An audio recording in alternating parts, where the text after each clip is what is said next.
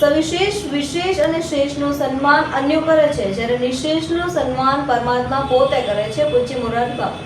ભાવનગરની શિશુ વિહાર સંસ્થામાં નાગરિક અભિવાદન સાથે વિવિધ ઉપક્રમો યોજાયા. આ પ્રસંગે પૂજ્ય મોરારી બાપુએ સવિશેષ વિશેષ અને શેષનું સન્માન અન્યો કરે છે, નિશેષનું સન્માન પરમાત્મા કરે છે તેમ ઉદ્બોધન કર્યું હતું. ગોહિલવાડની સુપ્રસિદ્ધ સામાજિક કેળવણી સંસ્થા શિશુ વિહારમાં પૂજ્ય મોરારી બાપુના અધ્યક્ષસ્થાને શ્રી માનભાઈ ભટ્ટ નાગરિક સન્માન સમારોહ યોજાયો ગયો. વિશિષ્ટ પ્રતિભા સન્માન અર્પણ કરતી વેળાએ શ્રી માનભાઈ ભટ્ટ સ્મૃતિ વ્યાખ્યાન આપતા પૂજ્ય મોરારી બાપુએ આ પ્રસંગ પંચામૃત જેવો ગણાવી 5 અમૃત દ્રવ્યો સમાન ઉલ્લેખ કરી અહોભાવ વ્યક્ત કર્યો. શ્રી મોરારી બાપુએ સવિશેષ વિશેષ અને શેષનું સન્માન અન્યો કરે છે, નિશેષનું સન્માન ખુદ પરમાત્મા કરે છે. આ સંસ્થા દ્વારા સમાજમાંથી વીણીને કોઈ ભલામણ પત્રો વગર થતી વંદનાને બિરદાવી શ્રી મોરારી બાપુએ હળવી ટકોર સાથે પ્રારંભે કહ્યું કે દેવ થવામાં નહીં દેવત્વ પામવાનું વિશેષ મહાત્મય છે.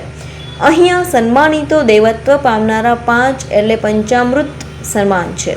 આ પ્રસંગે પૂજ્ય મોરારી બાપુએ ગાંધીજી, વિનોબાજી, રવિશંકર મહારાજ, મનુભાઈ પંચોળી સાથે શ્રી માનભાઈ ભટ્ટ વગેરેનું સ્મરણ કર્યું અને તેમણે રામજી સહિત રામકથાના પાત્રો સ્મરણ સાથે લોકદર્શન થઈ રહ્યાનો અહોભાવ વ્યક્ત કર્યો હતો.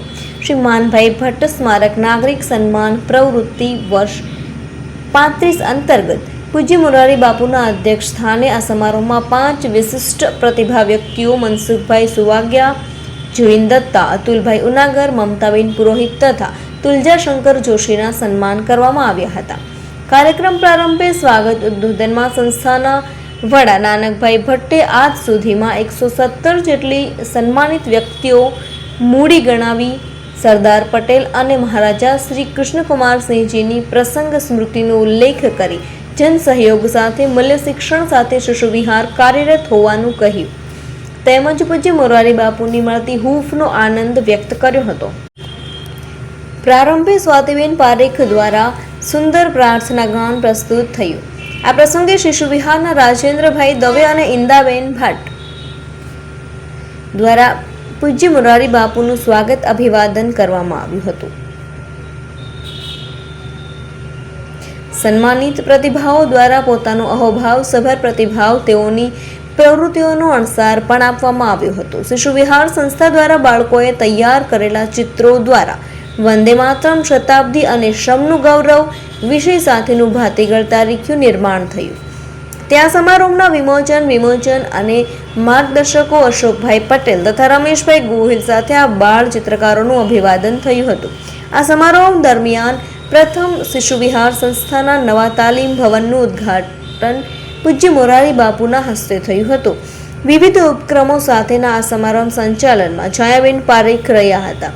આ પ્રસંગે જયવંતભાઈ વનાણીની વિશેષ ઉપસ્થિતિ રહી.